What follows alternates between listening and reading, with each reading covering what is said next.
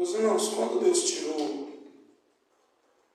o povo debaixo da servidão, da escravidão, e deu ao povo a liberdade, Deus, conhecendo tudo e todas as coisas, Deus ele sabia que toda liberdade traz consigo responsabilidade. E Deus, por ter tido um pacto com o pai da fé, com Abraão e com a sua geração, Deus agora ele vai chamar Moisés para cima do monte, e Deus ele vai, devido a esta aliança, dar a Moisés os 10 mandamentos. Dentro desses 10 mandamentos que Deus vai dar, alguns já devem ter visto, alguns desenhistas desenhando, mas se você for estudar, você vai ver que as pedras ou as tábuas dos mandamentos não é como essa que a gente vê num pergaminho ou num desenho. Ela seria quadrada, ela seria 30 centímetros de altura, 30 de largura e 60 de profundidade. E o texto vai dizer que Deus escreve dos dois lados dela.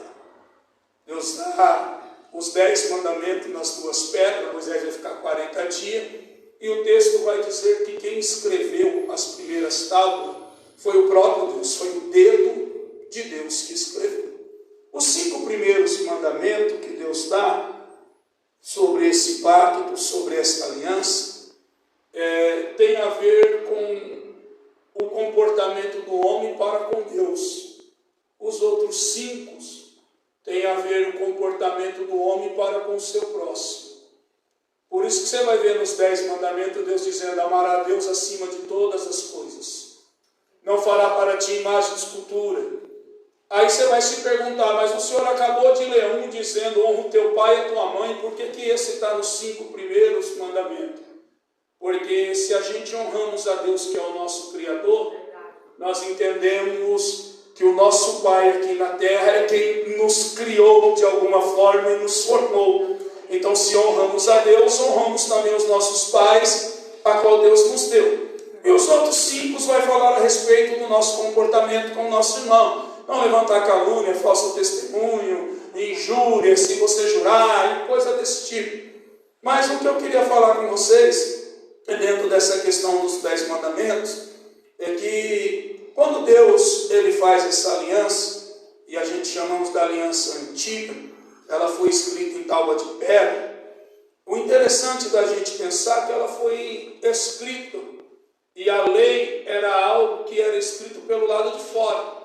Deus escreveu nas tábuas e era algo externo. Então, todo o comportamento que você olhar, tudo que você vê dentro da lei, desde o Velho Testamento até Cristo, você vai ver que é um comportamento de uma religião, é algo tudo exterior. Tudo que eles fazem é para ser visto, tudo que eles fazem é uma prática que é externa, não é nada que começa dentro, porque a lei era algo exterior. A lei servia como um espelho. Como assim como um espelho? A lei era semelhante ao espelho. Quando você olha para o espelho, ele mostra para você que o seu rosto, ou a sua mão, ou alguma parte do seu corpo está sujo. Mas ninguém se lava no espelho. O espelho só serve para te mostrar o que está sujo, o que está errado, o que está machucado, algo que te aconteceu. Assim era a lei. Ela só servia para te mostrar as suas misérias, as suas falhas, os seus erros. E é por isso que quando Deus estabelece o tabernáculo, Deus vai colocar lá no tabernáculo, o tabernáculo vai ser dividido em 3 partes. Vai ter o pátio exterior, vai ter o santo, o lugar, e o santíssimo lugar, ou o santo dos santos. No pátio exterior havia uma pia de bronze. Para que servia aquilo? A pia ou o bronze na Bíblia representa a justiça de Deus.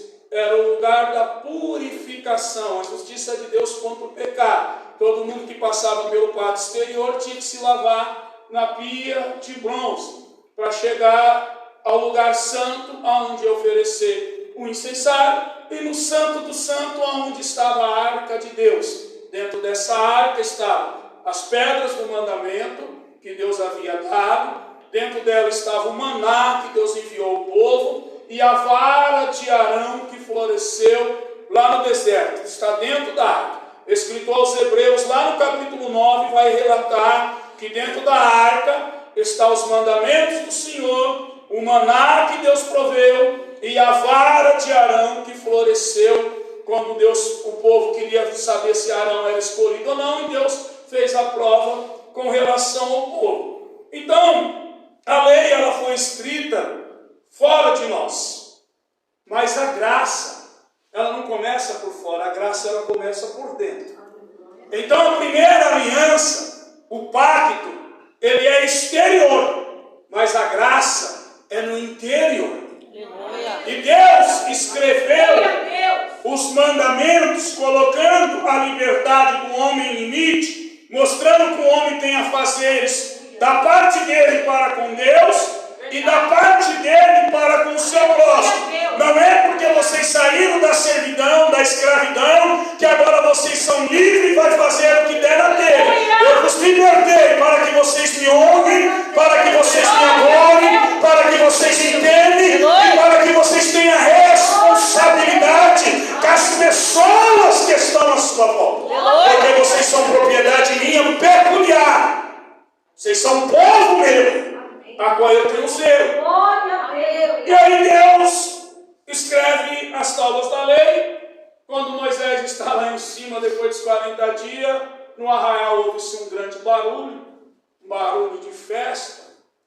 E aí Moisés acha que está tendo uma guerra e Deus fala para ele: desce depressa, porque o povo está pecando. O povo levantou uma imagem de escultura, pegou os brincos da orelha das mulheres e fizeram um bezerro de ouro e estão lá porque acham que você morreu. Moisés ele vai descer e na sua ira por ver o povo do jeito que estava, a Bíblia vai dizer que ele quebra as tábuas que Deus havia escrito nos mandamentos, e ele desce, o povo já está se voltado à idolatria, e ele vai falar com Deus, Deus vai mandar ele subir de novo, e dessa segunda vez não é Deus que vai escrever as tábuas, não é Deus quem vai esculpir, é Moisés que vai ter que fazer todo o trabalho, e Deus apenas vai ditar a Moisés o que tem que ser escrito. Mas nós vamos ver que o dedo de Deus foi quem escreveu. Lá em Daniel, capítulo de número 5, a Bíblia vai dizer que o filho de Nabucodonosor, ele nasceu dentro do palácio, e eu fiquei meditando à tarde sobre essa mensagem, e algumas coisas chamou muito a minha atenção. Porque ele acompanhou toda a trajetória do seu pai. Ele viu quando a estátua do seu pai foi levantada, quando o arauto saiu pela cidade, quando era para todo mundo adorar a imagem.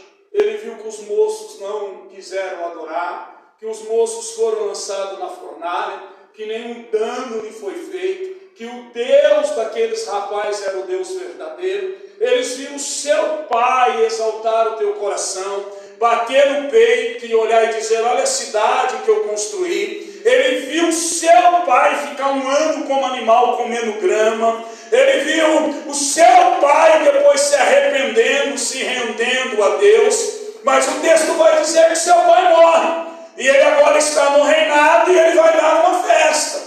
E no banquete ele vai tomar vinho, ele está festejando, ele manda alguém ir lá pegar os utensílios da casa do Senhor, que o teu pai tinha trazido quando invadiu Jerusalém. E na bebida com seus amigos, talvez para querer se aparecer, ele pega os utensílios preciosos da casa de Deus. E eles começam a beber com aquilo que era do santuário do Senhor. A festa está animada, a música rolando, gente bebendo e dançando, conversa para lá e para cá. De repente um silêncio tomou conta do lugar. Porque quando ele olha para a parede, a Bíblia diz que o dedo de Deus começa a escrever na parede. A primeira vez o dedo de Deus escreveu, dando ao homem responsabilidade. A segunda, em Daniel capítulo 5, o dedo de Deus vai escrever agora, trazendo a justiça sobre o homem, trazendo agora um castigo. E quando ele olha o dedo de Deus escrevendo na parede, o texto diz que os joelhos dele começou a se bater, ele começou a chamar todos os que ele tinha no seu reinado. Os feiticeiros, astrólogos, mágicos, todo mundo. Daniel está esquecido no governo dele.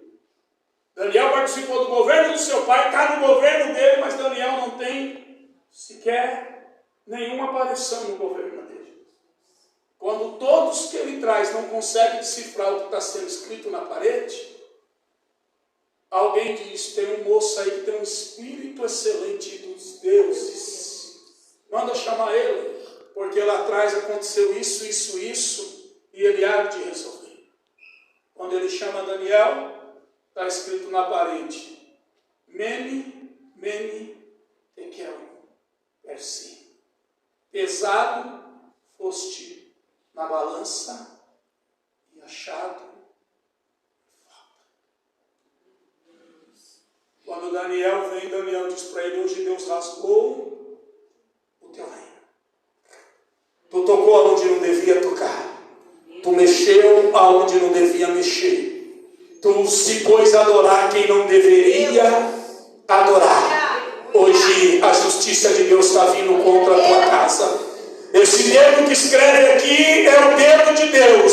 Deus deu o dedo, escreveu as tábuas com o dedo dele, dando ao homem a direção de como adorar, de como se comportar e de como agir. Agora o rei não quer adorar a Deus, não quer servir a Deus, quer andar segundo a idolatria, festejando, no prazer da carne. O dedo de Deus desce novamente e começa a escrever, dizendo: olha, a minha balança passou, olha, você foi achado em falta, e olha,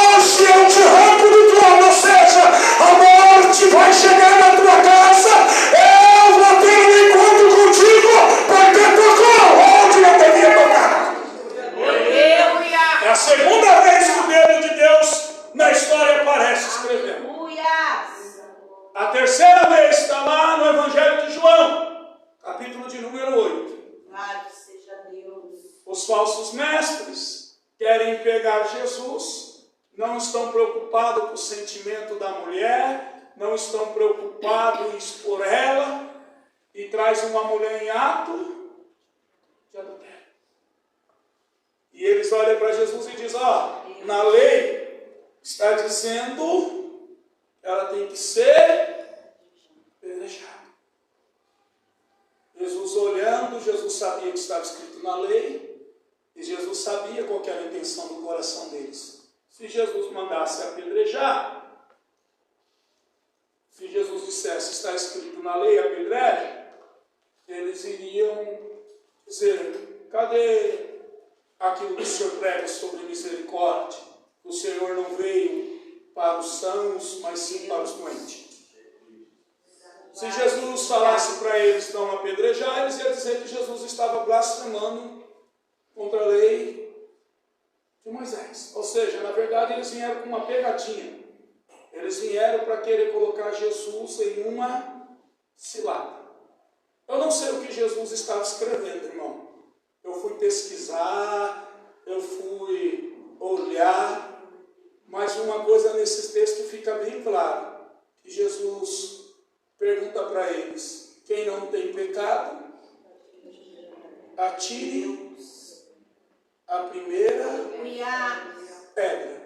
A palavra ali, quem não tem pecado, Jesus não está dizendo quem nunca pecou. A palavra no original quer dizer assim, quem nunca sentiu nem a vontade, nem o desejo de realizar alguma coisa errada, atire a primeira pedra. Não é quem errou uma vez, é você que nunca sentiu nenhum desejo, você que nunca sentiu de fazer nada carnal, terreno. Atire a primeira. E aí vai saindo um por um, e o texto diz que Jesus escreveu aonde? Mais uma vez, o dedo do próprio Deus está escrevendo. Não sei o que ele escreveu, talvez o pastor Israel saiba. No final ele fala para nós. Amém? Não sei o que ele escreveu, mas eu quero crer que deve ser alguma coisa parecida com misericórdia. Terceira vez que Deus escreve na história. A quarta vez está lá em 2 Coríntios, capítulo de número 2. Paulo está enfrentando falsos mestres na igreja de Coríntios, e está um grande debate, porque eles não querem reconhecer a autoridade apostólica de Paulo. E por que eles não querem reconhecer a autoridade apostólica de Paulo? Porque para ser apóstolo, tinha que fazer parte do grupo de 12, tinha que ser chamado pelo próprio Jesus. Com todo respeito aos lugares que ainda unge apóstola ou apóstolos, para ser apóstolo, tinha que ter sido chamado pelo próprio Jesus, escolhido por ele, ter andado com ele. E eles vão dizer que Paulo não é apóstolo, porque Paulo não andou com ele. Paulo vai fazer a sua defesa. Paulo vai dizer, vocês estão enganados. No caminho de Damasco, enquanto eu ia para perseguir a igreja, foi ele que teve um encontro comigo. Não foi ninguém pregando e dizendo que Jesus amava Paulo. Foi o próprio Jesus que se revelou a Paulo e teve um encontro com ele. E aí, eles estão debatendo com Paulo, dizendo para Paulo que Paulo não tem uma credencial. Paulo não tem algo para sustentar o seu apostolado. E aí Paulo vai dizer, porventura, precisamos nós de alguma recomendação, ou recomendar a si mesmo, ou de carta de recomendação? Paulo vai olhar para eles e vai dizer, a minha carta de recomendação é vós. E vós são a carta escrita, não por fora, e não com tinta, mas escrita, selada pelo Espírito Santo de Deus em vossos corações. Se você não entendeu ainda, eu vou te dizer,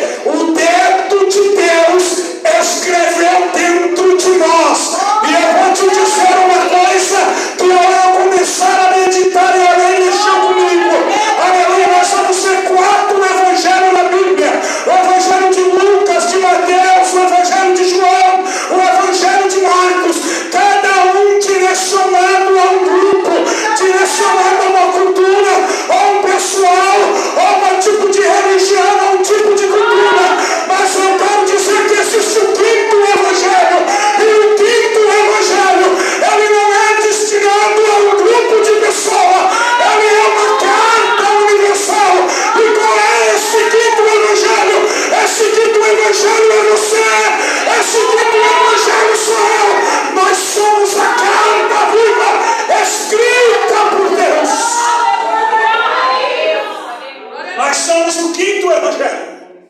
Nós somos a carta escrita por Deus. Aleluia. E sabe o que é o mais interessante que eu fiquei pensando?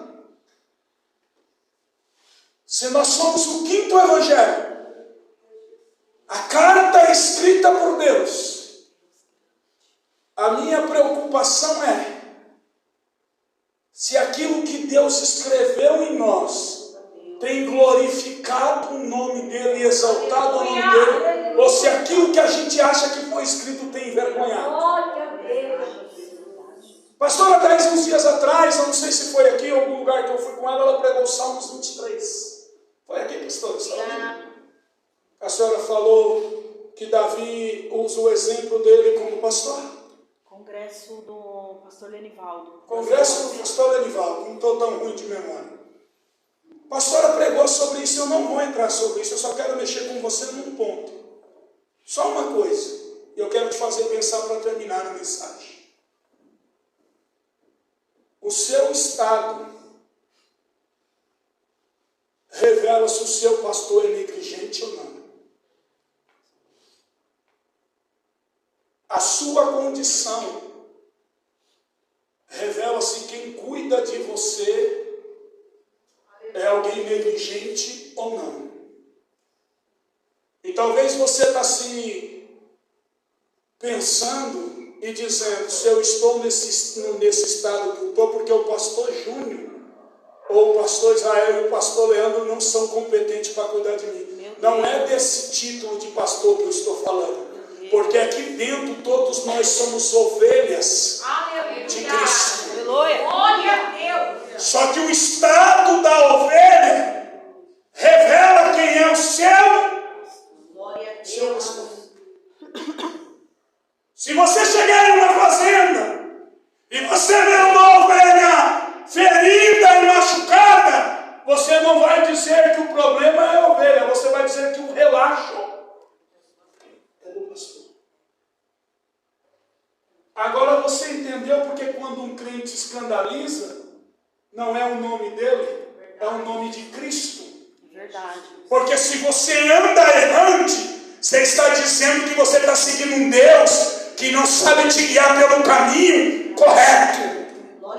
Se você anda de qualquer maneira, você está dizendo que a história que ele escreveu para você, aleluia, não é uma história, aleluia, para você trilhar um caminho de conduta honesta.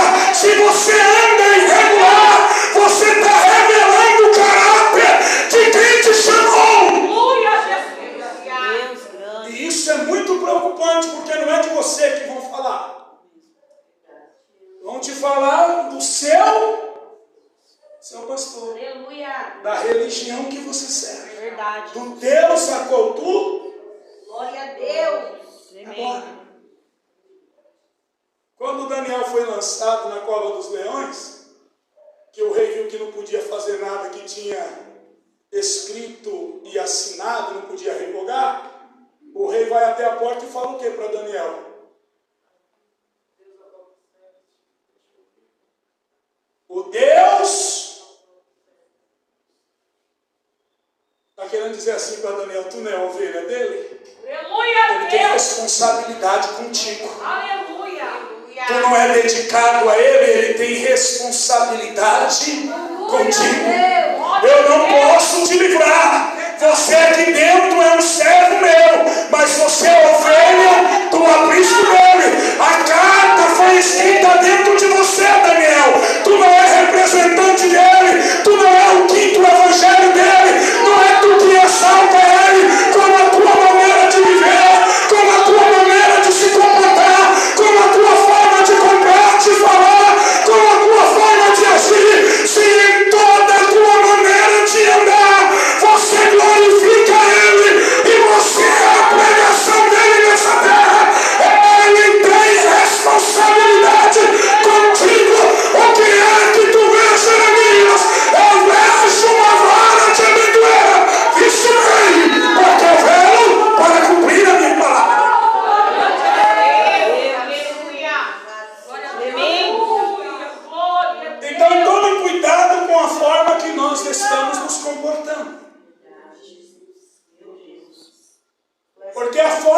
nós se comportamos vai falar mais do caráter de quem nos chamou do que do nosso. Aleluia, meu Deus. Grande Deus. Eu vou falar algo aqui, irmão, sem medo. Essa história que a vida é minha. Essa história que ninguém paga a minha conta. Essa história que eu vou aonde eu quero e faço o que eu quero.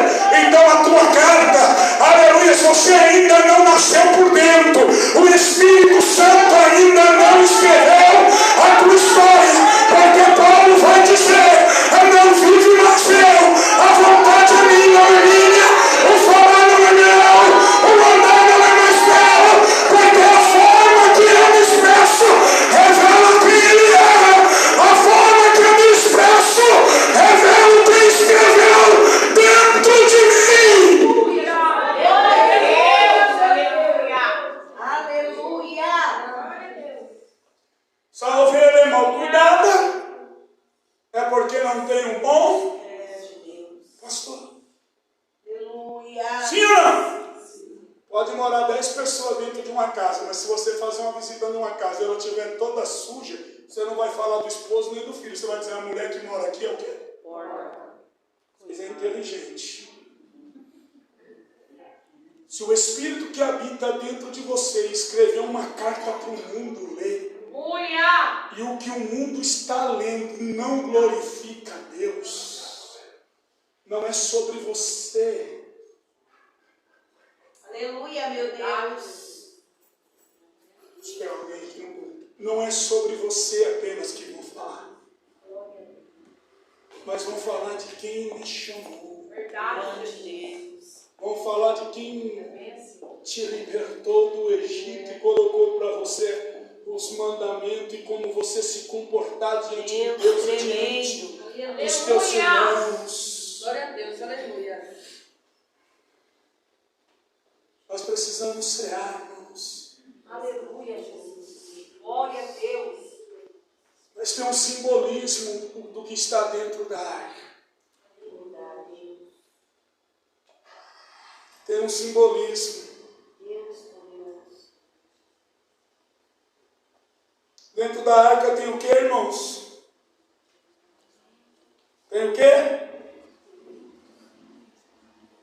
O que tem dentro da arca? As tábuas da lei, vaso de maná e a vara seca que floresceu. As tábuas da lei, Cristo como palavra. Aleluia. Glória a Deus. Por isso que no Evangelho de João, o povo vai até ele querendo pão. E quando ele diz que é o pão vivo que desceu, ninguém quis ouvir a palavra viva. Aleluia, Deus. Vaso como maná. Jesus como verdadeiro pão que desceu Glória a Deus. do céu. A vara seca que floresceu aponta para o momento de ceia.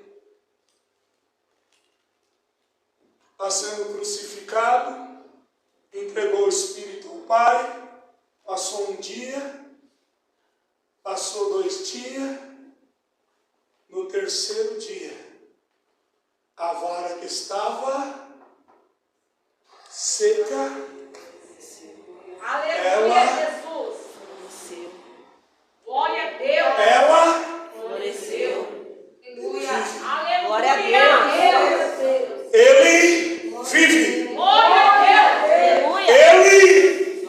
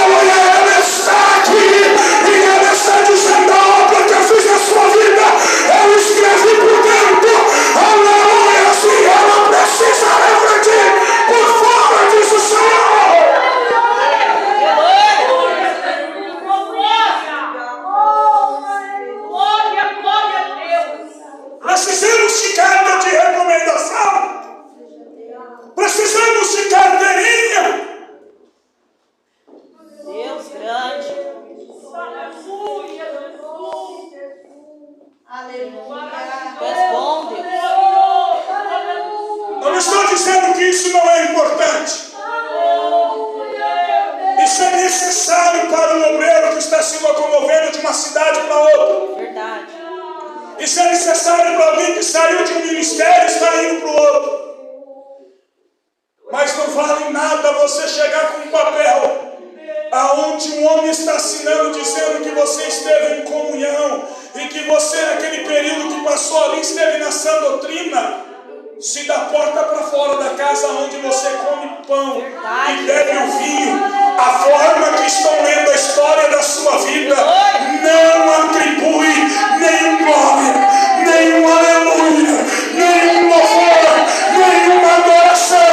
Se as pessoas ainda olham e ainda vê o velho homem que estava no Egito, essa carta precisa ser reeditada novamente.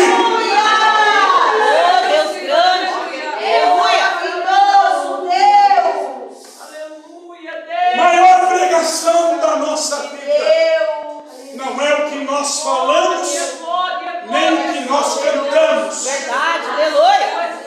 Maior pregação da nossa vida é a nossa conduta. Aleluia. É a nossa conduta, é o nosso comportamento. E vamos parar, irmão. Vamos parar de ficar arrumando coisa para justificar. Porque as pessoas dizem assim, só jogam pedra em árvore dá fruto. Tem gente tomando pedrada e só tem folha. Não produz fruto nenhum. Aí quando alguém começa a dizer algo, diz assim, estão se levantando porque eu estou dando fruto. Não. Existe levante. Sim. Verdade. Mas existe questão comportamental. Verdade. Existe testemunho, conduta de vida, caráter, postura. Aleluia. Aleluia, Deus. Se o que Deus escreveu e se o que Deus fez na sua vida, os seus vizinhos não glorificam a Deus, irmão. Tremendo, Jesus. Ou Deus pôs um ponto final na tua carta, ou Ele precisa pôr uma vírgula e continuar escrevendo ainda algumas coisas. Se a forma que você fala, a forma que você age, aonde você pisa, não glorifica a Deus, você ainda só está como filho de Nabucodonosor em um lugar que você vê Deus se revelar, Deus agir, Deus se manifestar, mas você não se arrepende dos seus pecados.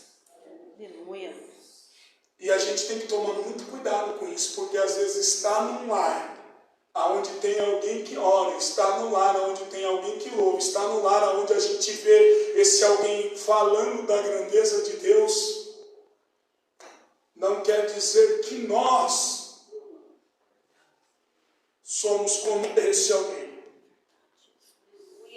Está em uma igreja, mas não mudar a sua conduta, mesmo vendo Deus agir na vida de todo mundo à sua volta, é perigoso demais. O pai teve 1 ano para se arrepender e não teve uma noite. Hoje o seu reino foi cortado. Aleluia. Glórias a Deus. Quem está à sua volta? Como está lendo o que Deus escreveu na sua vida? Que mensagem você passa para as pessoas? E eu não digo a mensagem falada. Eu digo a mensagem que circula, que anda, que vai no mercado, que vai na padaria, que vai numa festa, que vai na casa de um parente.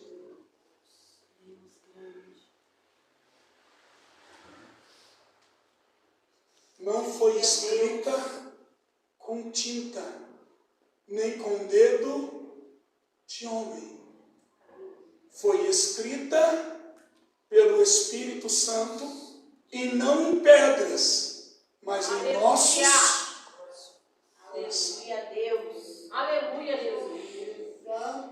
Que Deus escreveu em nós.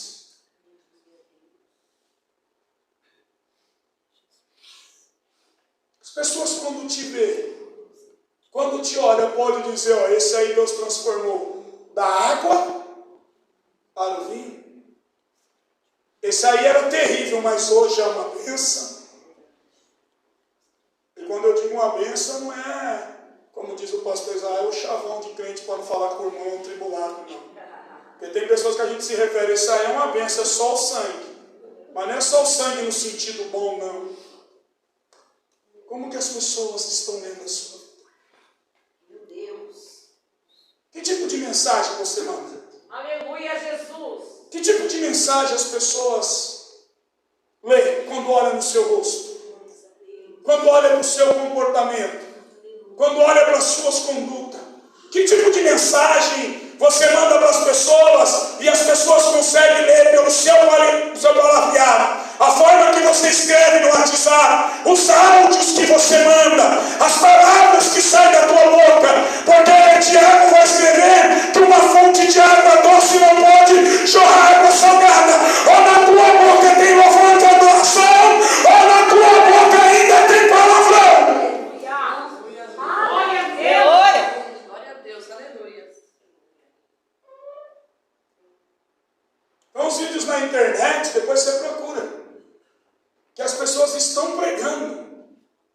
E falam pregando. Cantando.